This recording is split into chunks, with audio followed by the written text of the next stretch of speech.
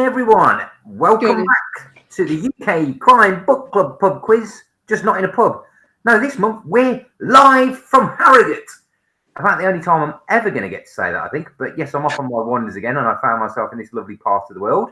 I am joined, thanks to the gods of technology, by two absolutely brilliant guests this month, both of whom require little to no introduction. But because we always need filler in this thing to make sure we get people in the stream before we start doing the quiz, bugger it, they're going to get one anyway.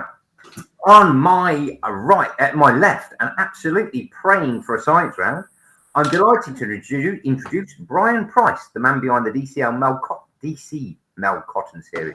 Good start, tongue teeth on him this morning. And the go-to guy for anyone wanting to write science in crime fiction.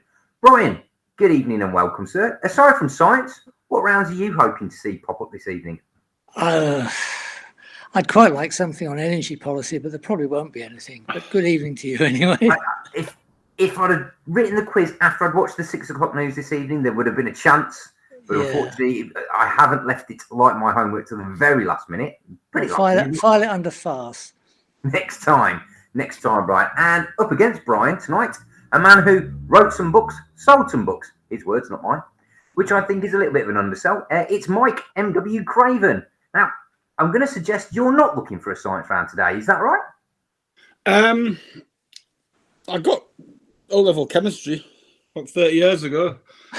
I can't compete with Brian. Absolutely not. Although, I mean, Brian just knows a little bit more than me, I think. So I don't know when he's lying or he could be talking. A little bit more, isn't it? You know, it's just a little bit more. What round would be your specialist round tonight, Mike? English punk bands 1978 to 1981, possibly. I don't know. I'm assuming that is one of the categories. English punk bands 1975 to 77 is what we've got tonight. Sorry, mate. Oh, so close. Should we go over the rules for you guys and for those playing along at home? I will be asking 5 rounds of questions, some of which will be worth more points than others. In total tonight, we're playing for 32 points, I think it is. As we go through each round, please write down your answers on a piece of paper, word processor, slate, whatever. So long as you don't shout them out verbally, Mike and Brian, or in the chat if you're watching us back at home. Me and my guests here will go through the answers at the end of each round, and you'll all be marking your own. So please, no cheating. There's nothing at stake here other than pride. Although I believe there was a little bit of a talk about someone maybe withdrawing blurbs if they don't do so well in the quiz tonight. No, that wasn't an idle threat either. So we actually have something resting on tonight's quiz. For the players at home, you don't have to share your score. It's totally optional. Brian, Mike, no such hiding place for you guys tonight. You will be sharing your scores. You will be getting either the admiration or the scorn of the masses. Delete as appropriate. Right. Just before we start, Ben, what's the lowest score someone's got on this, like one of your guests? Sam, what's the lowest score you've ever got? Because I believe that'll be a good barometer. You'll answer in the chat in a moment, and we'll soon find out. The lowest score from one of the guests, I think, was about 13-14. So, middle of the park. It seems unattainable. Yeah, it should be attainable. Right. Somebody's gone for a 0. So there you go. Somebody has scored 0 before. I should open up and watch it in here so I can see who said that. But shall we begin with round 1, which is, strangely enough, books. Now, enshrined in the very fabric of this quiz as the opener, we've got 5 questions on books, which should take no one by surprise because this is a book club. We all love books. The 3 people on your screen right now are authors. Yes, really, all of them. What do you mean you haven't heard of the handsome one? Anyway, let's begin. Question 1. The Bullet That Missed, due for release in September next year, had its cover reveal earlier this month. And it's the 3rd book by which TV presenter turned cozy crime author. Write down your answers. No blurting out. I will post the questions in the chat for those playing along at home if I remember. I don't always remember. Question 1 again. The Bullet That Missed, due for release in September next year, had its cover reveal earlier this month. And it's the 3rd book by which TV presenter turned cozy crime author. Question number 2. Kind of a multiple choice question. I don't know if you like those.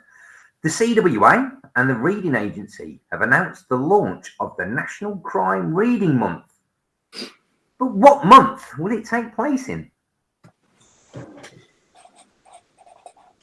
He gets the emails from their agents here. The CWA and the Reading Agency announced the launch of the National Crime Reading Month. But what month will it take place in? Right then. Hands up. Who read the newsletter?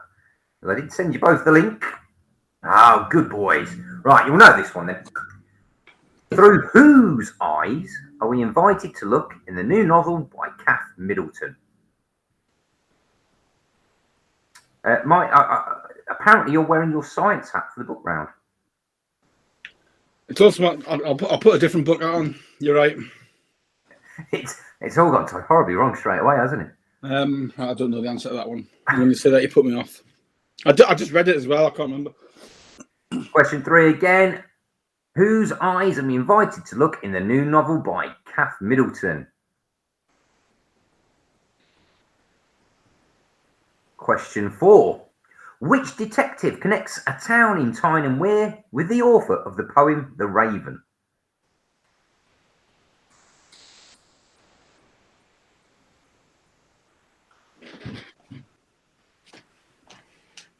Question 4 again. Which detective connects a town in Tyne and Wear with the author of the poem The Raven? And finally, question 5, also in the newsletter.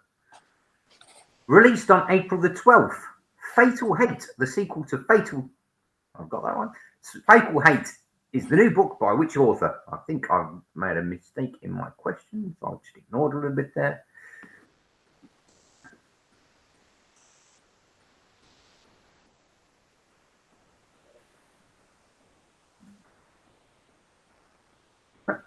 We're all good. Question 5 again. Fatal Hate, the sequel to Fatal Trade, is the new book by which author? And that was in the newsletter, which you can subscribe to if you haven't already, and certainly makes the quiz a lot easier. 2 gimme points every month. Gentlemen, settled in? Feeling a little bit comfortable now? Broken you in nicely? Excellent stuff. We'll get straight into the answers in this first round. Question 1. The bullet that missed. Did anyone have the author of that book for me, please? Me. Either of you. Anyway, Richard Osman. Richard Osman, indeed, yes. Yep. The third book in the Thursday Murder Club Mysteries by Richard Osman. Cover reveal this week, and it's out in September. Question 2. 1 in 12 chance. Which month is going to be the National Crime Reading Month? June. Yes, indeed. Yes, June. Plan your marketing accordingly, all of those writing crime at the moment. Yes, June. There's a hashtag, which I've forgotten, but it seemed quite a clumsy hashtag. I wasn't quite a fan of it. And it's obviously not that great. Because it was pick up a page turner or something. Something like that, yeah. It just made me think of penguins. Probably not what they're aiming for. Question 3. The book. Whose eyes would we be seeing through? I think it's someone called Kim, but I don't know the surname. Oh, I didn't get this. I was going a little bit more general than that. I was going for through his eyes, as per in the title. Through his eyes. I can't even bluff that. I just put an X down. Yes, and the book is called Through His Eyes, and that is the name of the book by Kath Middleton. And obviously we're all quite excited by that one here at the UK Crime Book Club, because Kath is one of our fantastic admins. Question 4. So do I not get anything for the name of the character? Do you know what? No, he doesn't. Oh, she was, okay, fair enough. Yeah, I get you. Wrong way around. Will I be generous? Was it Kim? No, it was Kim seeing it through his eyes. Yeah, so it isn't through Kim. Yeah, it isn't through Kim's eyes. So yeah, fair enough. I wasn't trying to cheat. It's a technicality, but I'm gonna have to say no there. Question 4. I lived in Sunderland for 5 years and never once went to this place. Can anyone tell me the answer of the detective connecting a town in Tyne and Wear and the author of the poem The Raven? Well, it's got to be Washington Poe, isn't it? It is indeed, and I quite admired Mike's poker face, unless he actually got it wrong. I put Poe just because I couldn't think of anything else. I couldn't see the link. So I'm not gonna score myself as that, because Washington is the answer. Because I used to pick it up when I worked for Securico. I used to do some pickups there, but I didn't put Washington. So it's a fantastic start. You must get half before a we mark. move on, for those not yet acquainted with your work, can you tell us a little bit about the Washington Post series? Yeah, there's one out next week actually. The quick reads one out next Thursday. It's only £1 because it's aimed at adults with low literacy or adults who haven't read for a long time. So readers of the Post series will find it's a very different style. There was a very strict count on how many words of 3 syllables you could have. There was no contraction, so it was do not instead of don't. So it does read very differently, but it's a bit of fun. They put the Poe and Tilly series, which that's what my publisher's calling it now, because it's sort of they're sort of partnered up. It's sort of like the American partner book. So it is Poe and Tilly, and everyone else is a sort of a supporting character for them. So they're going strong. We're on the 5th novel in June, The Botanist, which we're all very excited about. And then I can't tell you what's next because I'm not officially allowed to tell you. But it's not the end of the series, so it might think it's the end of the series when the news comes out, probably in October. But it isn't. The next one's already written. There we go. Excellent. That answers Serge asked a question there. Are there any more books after book 6? But I think Mike's given us a little indication there. So I'm contracted to write. So I mean, book 6, which I've already written actually, is not the last one. I'm contracted for another one, at least one more. Excellent stuff. Superb. And question 5, the last question in this round, released on April the 12th. Fate or Hate is by Brian Price. Yes, Brian. A good chance for you to tell us all about your upcoming release, 5 days away. Yeah, it is. It's DC Mel Cotton and her colleagues again from Fatal Trades. Those of you who've read that will know them. This time tackling things like racist terrorism, a paedophile network, and a young woman who's seeking revenge on the 2 posh lads originally who forced her sister to commit suicide. So it's the usual mix of intertwined plots and excitement, and Mel Cotton doing exciting and clever things, and there's parrots in it. Excellent stuff. It's very good actually. I read it. It's very good. Thank you. There we go. That's out next week on the 12th. So if you haven't already, you can pre-order that one now. I believe the link is. If you find the link to the newsletter, the link to Brian's book is in that. And it's all on our page, so you can get that. And, can I just mention that in the book there is a whole load of Easter eggs, little cultural references, like in the Endeavour series they have a sort of signpost to Midwich and quotes from Terry Pratchett. Well, there's a load of those in the book, and the person who finds the most and sends them into the publisher by the end of June gets to win a box of chocolates by Maybrick and Cream. Those names might ring a bell with some people. And they contain things like Strychnine Surprise and Belladonna Cream and so on. So, and they'll get a free copy of the next book.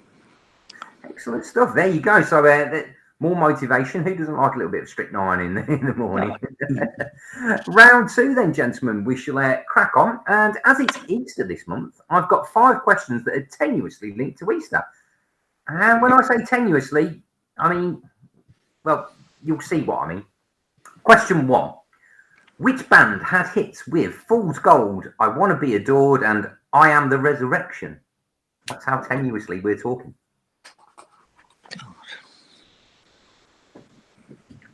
Sam Brownlee, 5 out of 5 in the first round. Absolutely brilliant stuff.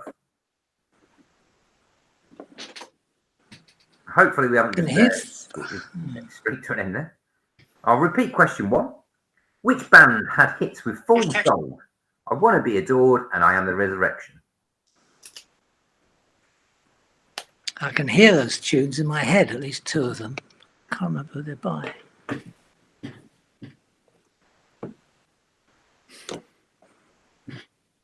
I've seen them, so that was quite an easy one. Ah, right. I saw them on the reunion tour, yes. Yeah, it's probably the same tour. Yeah, up in Manchester. It was It was good. I went to Glasgow. Awful it was. Was it? I was quite surprised that the single. Actually, it was a good game. It was just a horrible venue. Like, Yeah.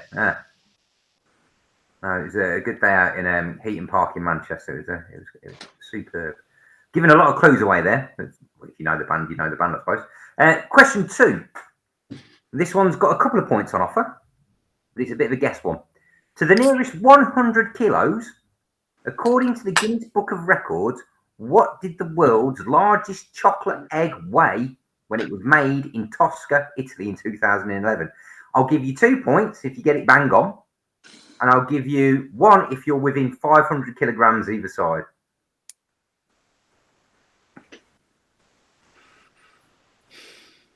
So if I'm going 500 either side, we're probably not talking in the hundreds of thousands, millions sort of thing. That would be really, really cruel, wouldn't it? Right, to the nearest 100 kilograms, according to the Guinness Book of Records, what did the world's largest chocolate egg weigh when it was made in Tosca, Italy in 2011? Multiple choice one for question 3. Which bunny would you not find in Canada and the US? The Duracell bunnies or the Energizer bunny?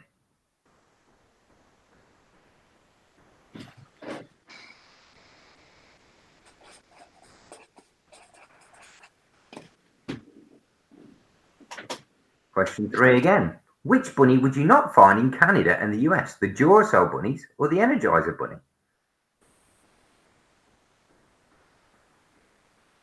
Question 4. Which British heavy metal band, which featured Rob Halford, Ian Hill and Glenn Tipton amongst others, had hits with You've Got Another Thing Coming, Living After Midnight and Breaking the Law? Remember the theme of the quiz at the round. oh,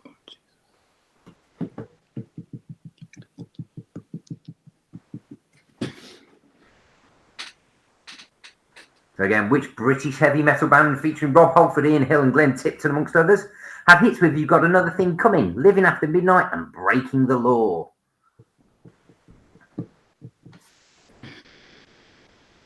And finally, a 1988 piece of art by Susan Dorothea White featuring 13 women from different regions of the world sat around a table and made to challenge the patriarchal view of the world is called what?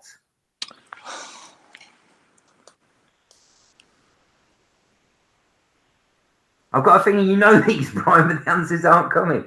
I've heard of it. I just can't think of the name. Can you repeat it? Mm-hmm. Absolutely. A 1988 piece of art by Susan Dorothea White featuring 13 women from different regions of the world sat around a table and made to challenge the patriarchal view of the world is called what? Lucy Sampson's there going, I know. And that concludes our Easter round. Mike, I noticed your hat's disappeared. I was expecting a bonnet for the Easter round, I must admit. Did you not have one to hand? I didn't, unfortunately. If you give us like a little bit of notice, I would have made one. I would have killed a rabbit. Actually, we got rabbits nearby, so I would have stamped on one and made a hat out of it. Excellent. Just for you.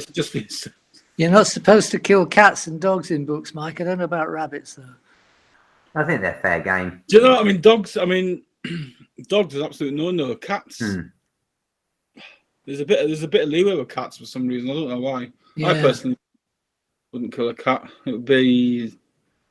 Well, it would never occur to us, to be honest. But I started reading The Curious Incident of the Dog in the Nighttime last night. I've never read it before. It was 99p on Kindle. I just wanted something easy to read. And that starts out with a dead dog. Yeah. It's a good book. It was interesting. I got about a third of the way through it last night, so I stuck with it. I'll probably finish it tomorrow. Excellent. I don't think he actually kills the dog, though, does he? So that's no, it's dead when he did. Yeah, exactly. I'm not giving you any spoilers there. So no. Should we get some answers to the Easter round? Right then. Question 1: the band with the hits, including "I Am the Resurrection." There's your tenuous Easter theme. Who was that? Stone Roses. Ah, good guess. Stone Roses. I didn't get it, right? I want to see them. Super stuff. Question 2. And it's also one of my wife's favourite bands. If I got that wrong, I would have been inspired. Question 2. The world's largest Easter egg. What were your guesses, gents? 3,000. 20 tons. What's that in kilograms? 20,000. Thank you. I did not know. No, neither of you within the ballpark. It actually weighed in at 7,200 kilograms. 2 points to anyone playing along at home who said 7,200, but you cheated. And if you said anywhere between 6,700 and 7,700, yes, you'll get a point. Poor chicken hasn't walked the same ever since. Question 3. Who doesn't have a 50-50 question? Probably the people who get it wrong. In the US and Canada, which of the two sets of bunnies will you not find? Energizer or Duracell? I said Duracell, but I don't know why. Just because it sounds a bit like Durex. I said Energizer because I saw some kid making a toy bomb with a Duracell battery on Quarry yesterday. But there we go. You won't find the Duracell bunny in the US and Canada. Yes, the two are different, believe it or not. Duracell first came up with the Duracell bunny, drumming away longer than his rivals in that famous advert. However, when the copyright expired, Duracell didn't renew it, so Energizer nabbed it and made a parody advert where their bunny outlasts the Duracell bunny. Following a lawsuit in 1992, it was agreed that Energizer would use the bunny for marketing in Canada and the US, and Duracell bunnies would live out their lives with the rest of the world. Hence why you will never find a Duracell bunny in the US, but you might find a Duracell battery. I just can't use them for marketing purposes. The things you learn researching a quiz. Question 4. I did try and help here. I really did. But there are 2 potential answers I know that might sway you either way. But yes, did anyone have a guess at the heavy metal band? So this is going to do my head because I've got this on my iPod or on my phone. I know. Breaking the Law is an excellent song. I put Black Sabbath, but I don't think it's right. so did I, and I don't think it's right either. It's not. Easter. Black Sabbath was the other one that you could have gone for because obviously the Sabbath and everything. But Easter, obviously, the guy who is pretty much the villain of the story is Judas Priest. Judas Priest, of course. Yes. Judas Priest. Oh yeah, I said Judas Priest. I thought what have priests got to do with the With Easter, yeah. Skipped our head too far there.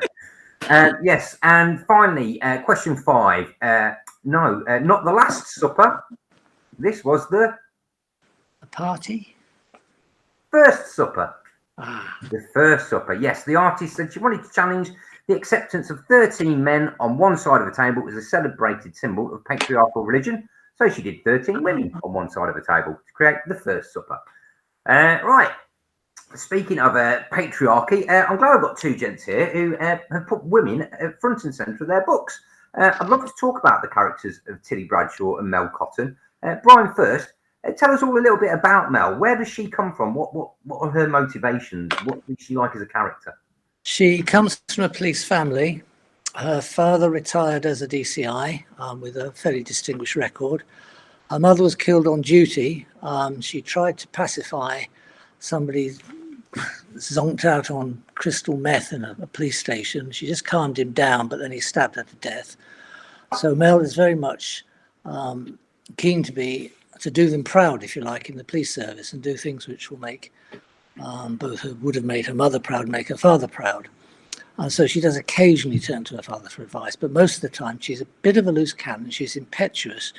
She does take some risks. I mean, you have to have police officers doing things which are slightly silly in books like this, otherwise there wouldn't be very much drama. So she does a few things which perhaps aren't entirely wise, but she's brave, courageous, and has a rather dark sense of humour.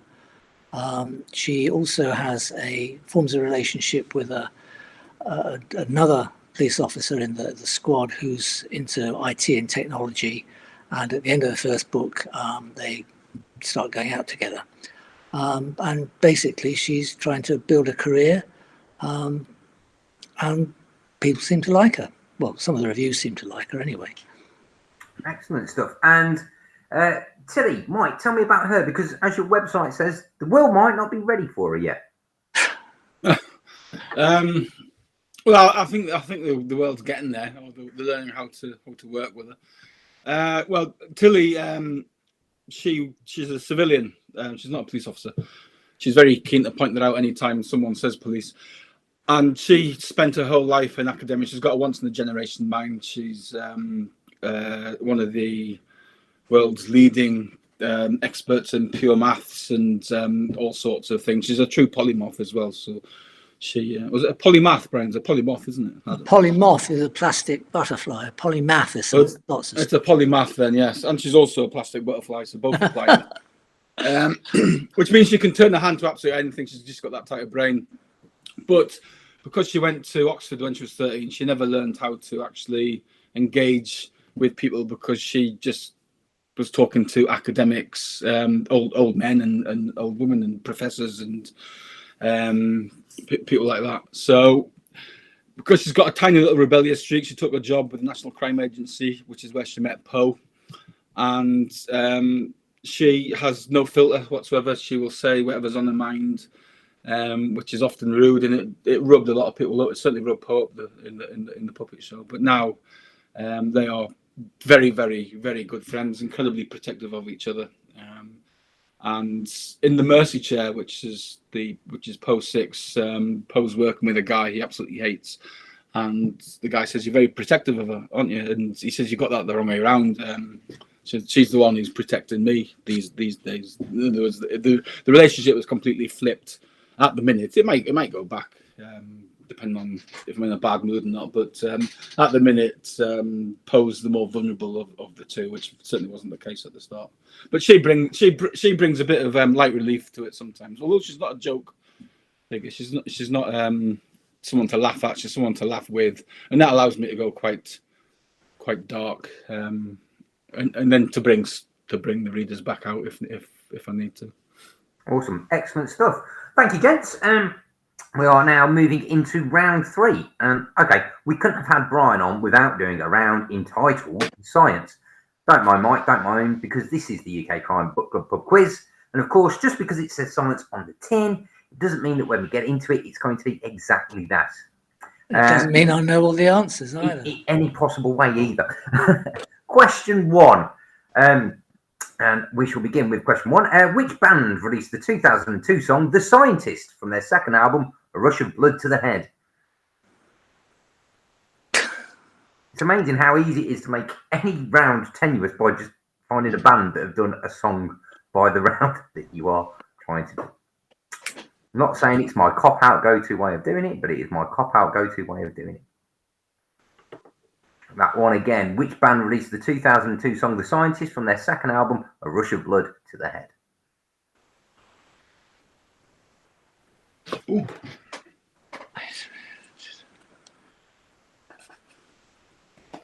Question number 2. Name the American sitcom that featured scientists Sheldon Cooper and Leonard Hofstadter as roommates.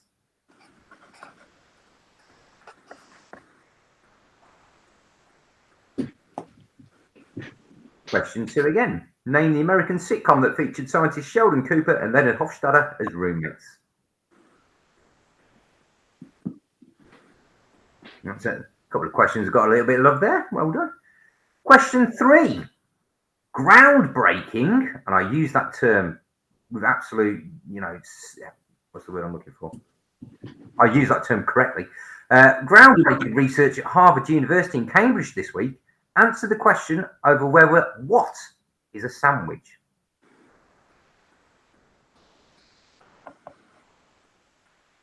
Oh, sorry. What's a sandwich? Yeah. Is that the answer? That's the question. Whether what is a sandwich. Groundbreaking research at Harvard University in Cambridge this week answered the question over whether what is actually a sandwich.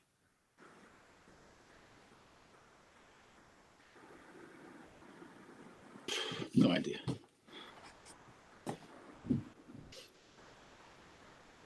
Question 4.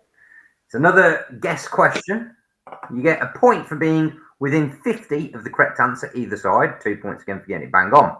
Across all the different series of the CSI franchise, how many episodes in total have been produced?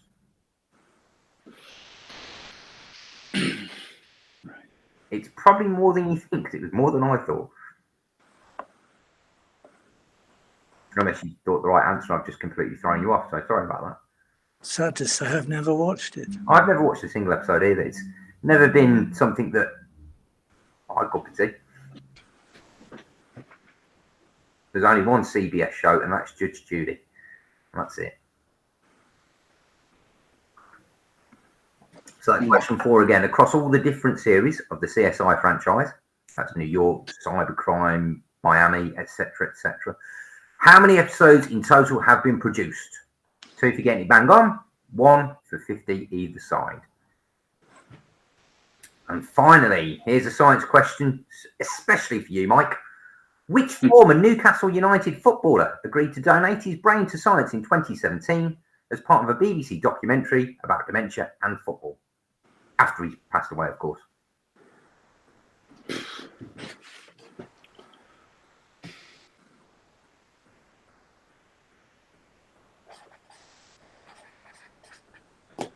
Question 5 again. Which former Newcastle United footballer agreed to donate his brain to science in 2017 as part of a BBC documentary about dementia and football? Now, talking about science, obviously, Brian, you have a long history in working in facts, essentially. That was your job. And that was why you found yourself steered towards crime writing. But can I ask, was there any part of you that found the transition between dealing what is known, what is fact, into writing about imaginary events and creating things that aren't necessarily fact? Did you find that transition challenging or difficult? How did you deal with that? Yeah, well, it was a challenge. I mean, writing the science book, it was just a question of getting the facts, the information out there, understanding it, interpreting it, and putting it out in a way that made sense. So all your material was there. You were just, if you like, playing with what you got. When it came to writing a novel, everything was in your head. I even invented the town in which the events take place. I had to invent characters, the sort of people I'd never met. At that point, I didn't know any police officers. I didn't know anybody working in crime scenes and forensic analysis, laboratory analysis, yeah. I didn't know any villains. So I really had to draw on what I read elsewhere and make stuff up. And make sure it was coherent and was actually acceptable to a reader. So yeah, it was quite a shift in how to do things. And in terms of going from, I don't want to say necessarily the word dry, but sort of that an analytical approach to writing a book that you would have to do for a science book, to changing your mindset. How do you sort of change the focus, or was that quite an easy process for you? Were you already quite creative in that respect? Well, I suppose I'd written a couple of short stories, and it was a question of not so much copying what else I read, but I think if you read enough decent fiction, then you begin to absorb a kind of way of doing things. Obviously, if you read bad fiction, you do things badly. And then you've got to find your own voice. So I found it, I just sort of let things run and see if they made sense. And when they were rubbish, crossed them out and carried on again. It was quite an effort, quite a shift initially. But if you start writing something that's very tightly structured in terms of, some people, for instance, use Excel spreadsheets to plot through a book. I don't tend to do that. I tend to start off with a scene or way something's going and then see, well, what could happen next and how does it go, and take it from there and then correct it when it turns out to be nonsense. But, I've got 2 novels in print just about. I'm not really a guru for anybody else. This is just what I've been doing. And Mike, you sang Brian's praises. How useful is it to you as a writer to have someone that you can talk to who can fill in blanks in terms of the scientific side? Do you take that on board when you're writing books? Do you make sure you're doing the research with people you trust? What's your approach to bringing the analytical side into your creative side? I'm in a fortunate position now that I've been doing it a while, so I do have a sort of a bank of experts whose opinion I trust. So I've got a couple of computer experts. I did have one who was it was like talking to Tilly. I just didn't understand the word he was saying. I said, "Look, dumb it down. Pretend you're talking to a toddler." And he was, But so now I talk to another author actually, who was also very, very good in computers. I talk to Brian for most of the science stuff. If Brian doesn't know, he'll normally get back to me on some things. So, and I know a lot of senior police officers, and I know a lot of like just normal police officers and various things. So I don't get bogged down. So there's a bit in The Botanist which Brian tried to correct me on it, and I refused. I said, well, yeah, it's just going to be too much trouble to actually make that as accurate. And I can't, it wasn't even a small thing, Brian. It just meant a lot of rewriting. I think it was something to do with the toxicity of ricin or something like that. So yeah, it's one of those things. I mean, I mean that's one of the tricks to writing, isn't it? It's about which research to leave in, which research to. I have a golden rule, which is if I find it interesting, it stays in. If I don't, when I'm reading it the second time, I think, so what? Then I'll take it out. And this is actually integral to the plot. But I mean, sometimes it's good to learn new things, or like, wow, I didn't know that type of thing. There's a bit in the Curator, which I just found down a rabbit hole, which one of the Wikipedia rabbit holes, which stayed in. That was about your printer, which when you print out anything on your printer, it inserts a tiny little code that you can't see, which actually snitches on you. Basically, it says this is the printer that this document came from, and if you've got the right technology, you can actually read it and then go back to the manufacturing and say, right, and they've caught terrorists that way and things. Yeah. So just things like that. Yellow dot markings, I think it's called. Although I think there's probably different ways of doing it now. So little things like that that I find interesting will stay in. But if you ask someone like Brian about that, sometimes you'll get too much science. I think that there is without being rude. He can't help himself. You get like 15 pages worth of notes. You go, I just want to know if it was yes or no, Brian. I think some people, and Mike is definitely not one of these, do a sort of information dump. And if someone's about to be shot, do you really need a page and a half on a particular type of rifle cartridge? I don't. So yeah, I think keep it spare, keep it interesting, and I think that's the key word, as Mike says. It's got to be interesting.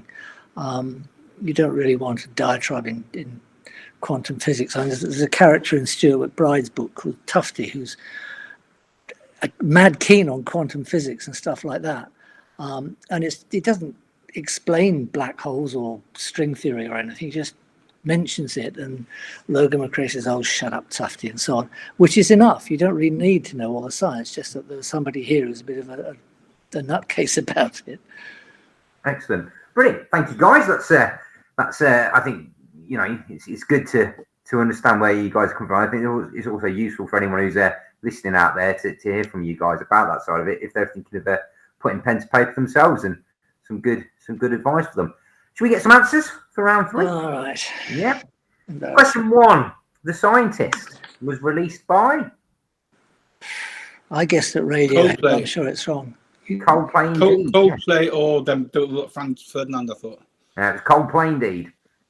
Question 2. One of the biggest sitcoms of recent years, it was? Big Bang Theory. Yeah, absolutely. Big Bang Theory. All right. I mean, they say that science really kicks into overdrive in times of human strife. So it's good to see that after years of pandemic and war and cost of living crises, that the answer to whether or not this is a sandwich has finally been answered. And it is a resounding yes. But what is a sandwich? The Earth's crust? No, it is far more sandwichy than that. It's a hot dog. Yes, the researchers at Harvard have fully mapped the phase space of the soup salad sandwich transition to see if the bulkiest components of the dish form a scaffold and the ability of the remaining ingredients to permeate that scaffold, and found that a hot dog is a sandwich. Oh, thank you for sharing that. Balls when I was researching. This is truly scientific research that has happened recently. It is a legit thing, and a hot dog is a sandwich. And there is. So is it a hot dog? Is it a hot dog sandwich now? Then is that what you call it? Well, now we're you've opened Pandora's box now. Harvard, what have you done? Yes. Yep. Hot dog is a sandwich. So if you had a hot dog, well done. Question 4. Jaffa cake was the answer. How is a Jaffa cake a sandwich? Question 4. 5 different CSI series. The original ran for 337 episodes, but across the whole franchise, how many episodes did you think there were, guys? I think I've lowballed this. I put 700. I put 200. Well, it was actually 807. So a little bit low, Mike, but not too far. Anywhere between 757 and 857 will get you the point. And finally, question 5. The Newcastle United footballer donating his brain to science when he passes is? I put Paul Gascoigne. That would be an interesting donation indeed. No, it was Alan Shearer. Bloody hell, that was the only football I thought Shearer straight away, but then I thought, well, Gascoigne looks as though his brain needs to be studied. I was going to say brain, plenty of organs. Alan Shearer donated his brain That's to the only science footballer there. I could think of. Great. Perhaps they'll finally find out why he chose a career of mediocrity rather than winning things when he chose Toon over Manchester United. Shall we check your scores, gentlemen? What we've got so far? Total together, all right. Yeah, just over halfway. So let's see what the scores are. 7. 9. Right, 9 for Mike. 7 and 9. Right. Going into round 4, this is where there are 10 points on offer with Bookmanto. Hang on, no, 7. Sorry. 7. So 3 plus 2 plus 2 is 7. Yeah. 7. Bookmanto then. This is a round where, kind of like a mad scientist, we take 2 elements and bring them together to form something new. In this case, it's 2 books. I'll tell you the new title of the book, created from 2 original books, as well as a blurb about the new plot line. What I want from you is the authors behind the original books. Point for each author, so 2 points for each question. You don't have to give me the original books, just the authors. Question number 1. A Tale of 84. A French doctor living imprisoned in the Bastille is released to live in Airstrip 1 under the watchful eye of Big Brother. Name the 2 authors who brought together there to make this wonderful crossover.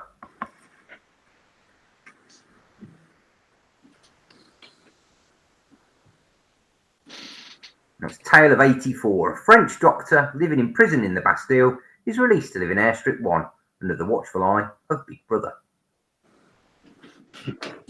Question number 2. Alice's Adventures in the Floss. Maggie Tolliver tries to escape her family's expectations by falling through a rabbit hole into a mystical land with talking animals and much more.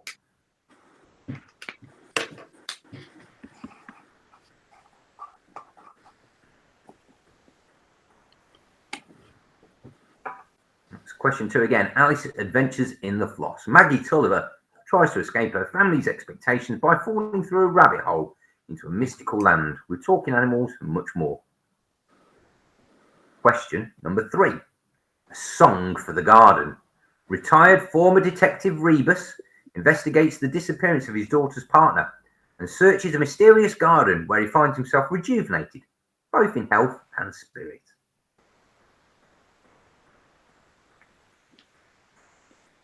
Which 2 authors have we taken books from there? Can you say that again? Yes, of course. A Song for the Garden. Retired former detective Rebus investigates the disappearance of his daughter's partner and searches a mysterious garden where he finds himself rejuvenated both in health and spirit. So what 2 authors have I stolen books from there?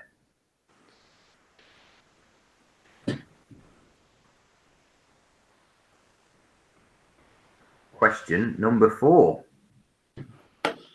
Red Storm in the Willows. As World War III breaks out and the world teeters on the edge of nuclear conflict, Mole, Rat, Toad and Badger work together to reclaim Toad Hall. 2 authors again I have stolen from to create a new novel.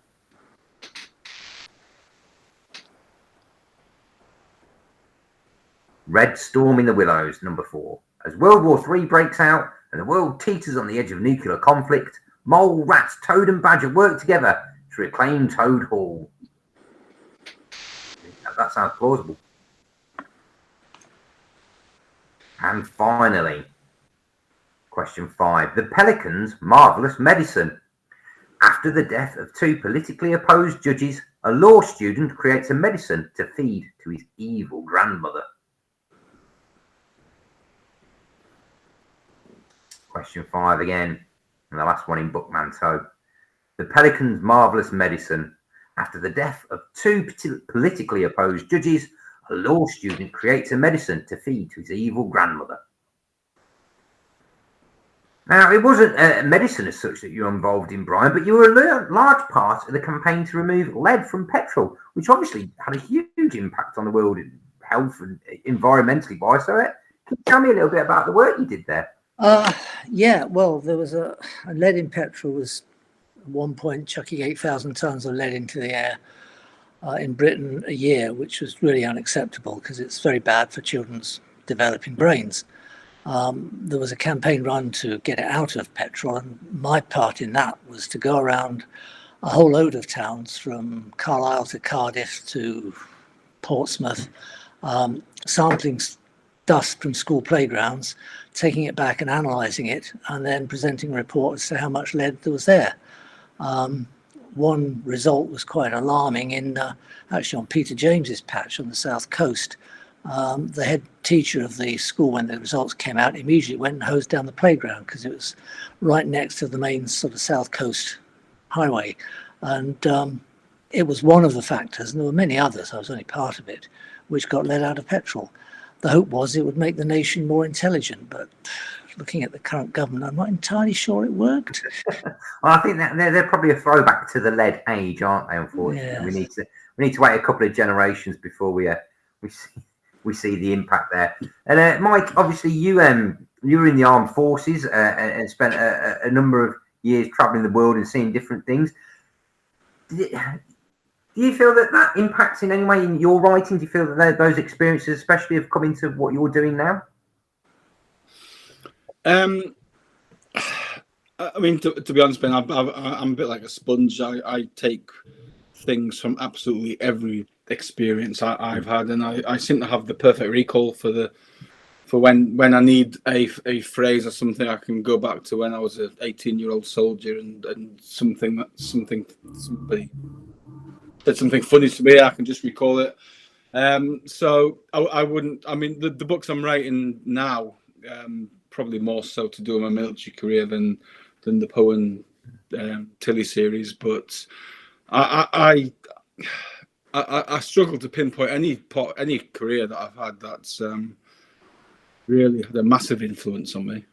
Probation would be the obvious one, but not really. I mean, I was day in, day out with criminals, but really the only thing I took from probation was how to write short, easily accessible language, because that's what you had to do when you were writing reports for court, because everyone from a high court judge to the actual offender themselves had to be able to read and digest it. So yeah, I mean, I take things from everything. I'll take things from tonight. There'll be Tilly will tell Poe about hot dogs in the next book. At the sandwiches, there will be a discussion about that. Excellent. Glad to hear. I feel like I made a difference to the world myself now. Shall we have some answers to this round? Question 1. The 2 books, of course, were The Tale of Two Cities and 1984. But who were the authors? Dickens and Orwell. Yes, yeah. Dickens and Orwell. Point for each. So there's 2 points on offer for each question in this round. Alice's Adventures in Wonderland was the first book, and Mill on the Floss the second book. Any answers for the authors? Well, Lewis Carroll and George Eliot. Yeah, absolutely. Lewis Carroll and George Eliot will, of course, accept the name Mary Ann Evans, which was George Eliot's real name. We will accept that. Question 3. A Song for the Dark Times was the first book, and The Secret Garden was the second book. Who were the authors, please? Ian Rankin. I've got no idea. Francis Hodgson Burnett wrote The Secret Garden. Absolutely, yes. Francis Hodgson Burnett for Secret Garden, and of course, Ian Rankin, Detective Rebus. Question 4. Red Storm Rising and Winder Than Willows were the books, but do tell me the authors, please. Kenneth Grahame was The Wind in the Willows, but yep. I thought the other one was The Hunt for Red October, which was Tom Clancy. You got the right I said Tom Clancy as well. Yeah, it is. It's Red Storm Rising, Tom Clancy, the greatest ever written. Yes, deals with World War III. That's a lot of things that sort of ring true now, actually. And question 5. The Pelican Brief and George's Marvellous Medicine. The two authors there were... John Grisham. John Grisham. And George's Marvellous Medicine was... Stephen King. Oh, it'd be Roald Dahl, wouldn't it? Roald Dahl, yes. Bit of a difference. Yes, Roald Dahl and John Grisham there. And it really does sound like it could have been a Roald Dahl book as well. And of course, he did one with a pelican in it. So, yeah, very, very obviously could have been. Now, of course, we've mashed a few genres together here. Mike, I know you've spoken in the past about writing fantasy. Indeed, you were working on a book. You mentioned in the past Buckle Jones and the Sarcastic Shrunken Head. Is that something that's going to see the light of day, or? No, that will never see the light of day.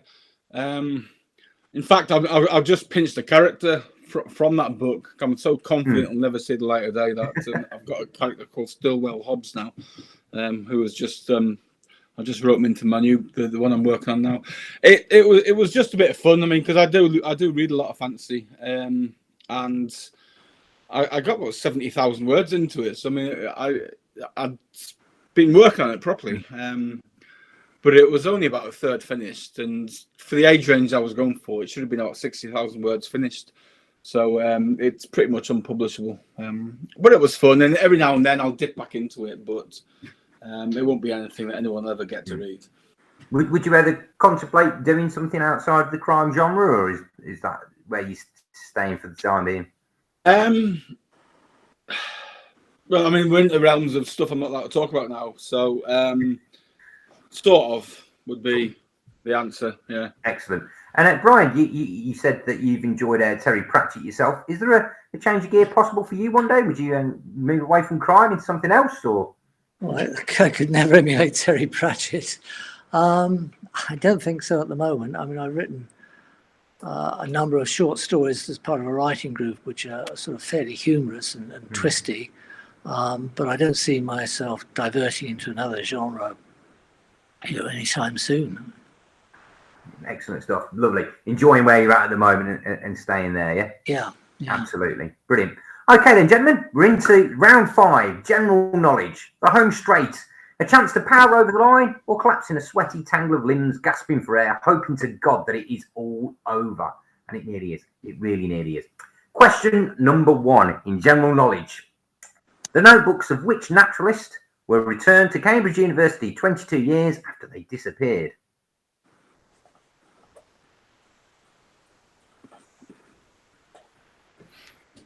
That was just in the news this week, wasn't it?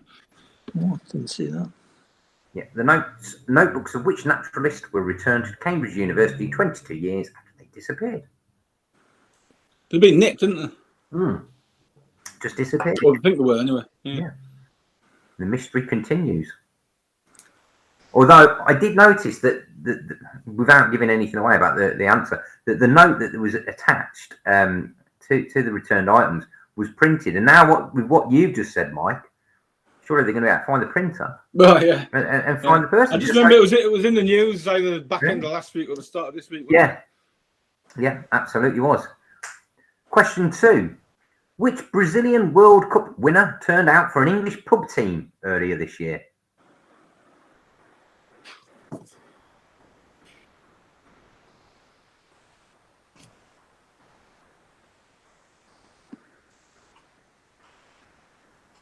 Question 2 again. Which Brazilian World Cup winner turned out for an English pub team earlier this year?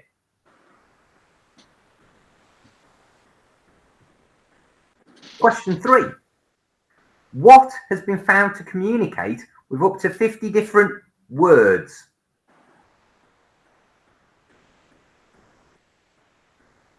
Cumbrians.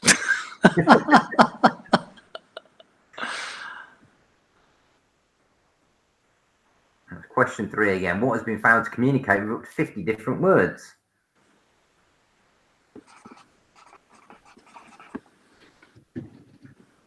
Question number 4. What did a San Diego resident find down his couch this month that was described as rarer than a Rolex?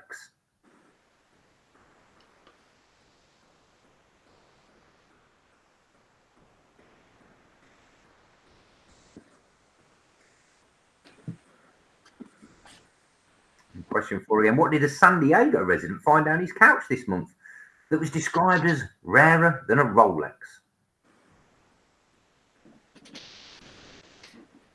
And finally, question 5.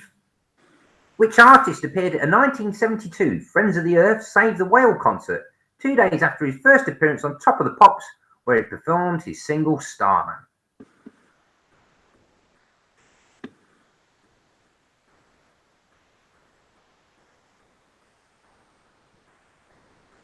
Question 5 again. Which artist appeared at a 1972 Friends of the Earth Save the Whale concert 2 days after his first appearance on Top of the Pops, where he performed his single Starman? Relax, gents. Hard work is over.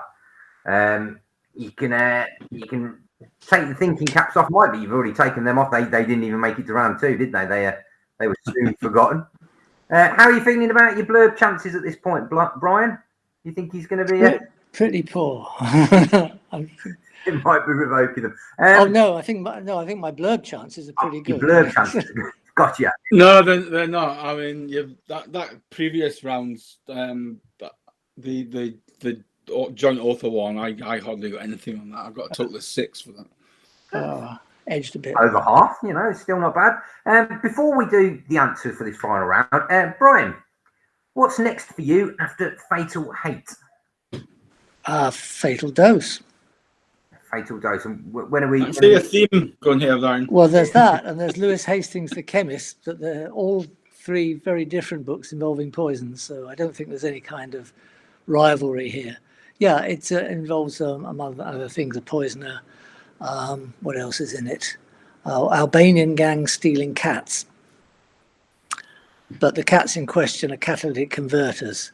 Right, I was going to say we're in dangerous territory. We already discussed this earlier. Yeah, no unkindness to animals is featured in that section, but it's the cats which are catalytic converters, and one of those is the metals in there are worth more than a Honda Jazz. So there you go. Excellent stuff. So that's. Have you got a rough idea when we're looking that we might see that, or? It's ready to go to my first editor, which is my wife. And when she's been through it, I'll get Graham Bartlett to check some of the police procedure and send it off to the publisher. So maybe the autumn with a bit of luck. Excellent stuff. Brilliant. If not early next year. Excellent. Something to look forward to there for everyone. Mike, at the risk of you going, I can't tell you. Can you tell us any of your plans for the next year or so? Or? Well, that's out in June, The Botanist, which is about a poisoner. So stop copying me, Brian. I'll stop sending you my books to read. Totally different, Mike. Totally different. So that's out in hardback on June the 2nd. And we'll be announcing a few events for that. At least one of which is on the UK Craven Book Club. And there's going to be a whole raft of live events as well. June's going to be a pretty naff month for me because I hate leaving the house, and I'm being told I have to leave the house in June. And then next year I'll probably have 2 books out next year. One of which will probably be Poe 6, The Mercy Chair, which is written it hasn't been edited yet, so I'll still probably have a little bit more work to do it, and that's by far the darkest Poe book yet. And I purposely wrote The Botanist the way I did, as quite a light, fun, entertaining book because I knew what was coming up directly behind it. It's a very, very dark book. And if those of you have read The Puppet Show, no, I can actually go quite dark when I want to. This is the darkest I've been for a while. My agent couldn't read it in one sitting, which no one does. He said, yeah, they're going to have a shower, but I think it was just being dramatic because that's what they do in London. Excellent stuff. Great to know. So yeah, excellent. We know both of you are still hard at work, and we're looking forward to seeing those titles when they come out later in the year. Should we get the final answers then, gentlemen? Okay. Question 1: returned in a pink gift bag with a note reading "Librarian, Happy Easter," and then a little kiss. Yes, the notebooks belonging to who were returned? I think Mike knows this one. I'm guessing at Charles Darwin. Charles Darwin, I think. Yeah, Charles Darwin indeed. Disappeared 22 years ago. No one knows who they've been returned to, but the Leatherman books are thought to be worth millions. and include the scientist's Tree of Life sketch. Question 2. Which Brazilian World Cup winner turned out for an English pub team this year? Anyone know? The only one I know is Pele, but I think he's probably long dead. I said Ronaldo, but I can't see that being right. No, it wasn't Ronaldo. It was Roberto Carlos from the same team, of course. He is bending the ball on free kicks in ways that defy the laws of physics fame. It turned out for the Bull in Barn United from Shrewsbury back in March. Question 3. It's not Cumbrians, and if anyone's answer was quiz show host, they've not heard how I'm rattling on at the minute. Speaking up to 50 words. Anyone have a guess of what that was? I said a robot. Not a robot. I said dolphins. Not a dolphin, no. Fungi. Fungi apparently communicate with distant parts of themselves using electrical signals that provoke similar reactions to those seen in humans when they talk. And they have shiver my timbers. They have sentences up to 3 words long. So what are those magic mushrooms telling you then? Well, God only knows there. I think that's a very, very different conversation indeed. Question 4. This one was for you, Mike, actually. What was found down the back of a couch? I didn't know. I've got no idea. I said a Civil War silver dollar. It was actually a snake. Indeed, a Vietnamese blue beauty rat snake, not venomous at least to humans. The expert called in said that you had more chance of finding a Rolex on the floor than you did one of these snakes, which is kind of reassuring. Just looking behind me.